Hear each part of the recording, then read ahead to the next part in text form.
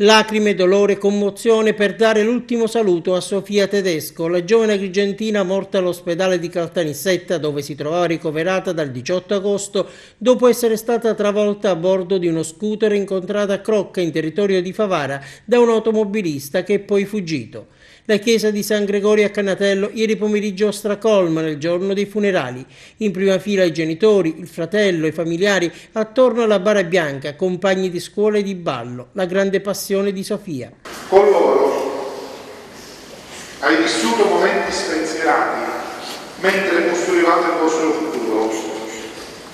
Cari ragazzi, oggi siete tanti.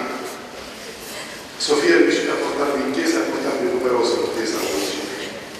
Non fate prevalere oggi la tristezza, lo so che è veramente difficile, ma la gioia contagiosa di Sofia e il suo sorriso vi aiutino a vivere con impegno e con determinazione ogni giorno, provando senza sosta a realizzare i vostri sogni.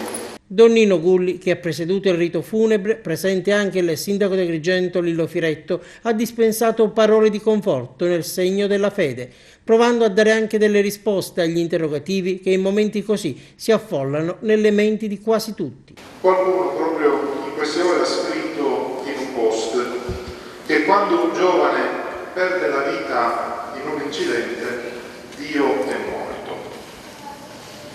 No, fratelli. Dio non è morto accanto a Sofia, accanto a Sofia Dio è vivo. Dio è morto quando tu non fai il tuo dovere. Dio è morto quando tu non ti comporti da buon cittadino. Dio è morto quando non vivi da buon cristiano. Dio è morto quando sei codardo. Dio è morto quando investi qualcuno e scappi. Dio è morto quando non credi. Dio è morto quando non vivi con gioia. Ma noi siamo qui e non vogliamo celebrare la morte. Noi vogliamo celebrare la vita e vogliamo celebrare la vita eterna. Cara Sofia, siamo qui per celebrare la Pasqua. Siamo tutti vestiti di bianco, che è proprio il colore della Pasqua, della festa della risurrezione. E oggi è la tua Pasqua di risurrezione. E nel corso dell'omelia padre Gulli ha posto anche l'accento sul nobile e generoso gesto della famiglia. I genitori hanno autorizzato l'espianto degli organi. Grazie perché anche nella tragedia siete stati generosi.